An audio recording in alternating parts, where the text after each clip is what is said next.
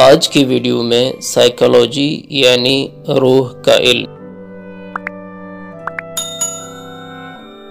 لفظ سائیکالوجی دو لفظوں پر مشتمل ہے، سائیک اور لاجی۔ سائیک کا مطلب یونانی زبان میں روح۔ 400 سے 300 قبل مسیح کے فلسفی جیسے سقراط، افلاطون اور ارسطو کے ہاں یہی ڈیفینیشن تھی۔ ان مفکروں خاص کر سقراط اور افلاطون کا ماننا تھا کہ جانوروں میں روح نہیں ہوتی، صرف انسانوں میں ہوتی ہے۔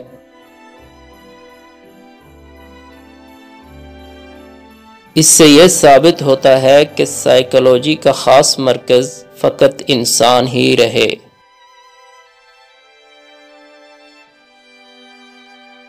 قدیم فلسفوں کا ماننا تھا کہ روح شعور کی اماج گاہ ہے، اس لیے سائیکالوجی کو کبھی سائنس آف مائنڈ بھی کہا جاتا ہے۔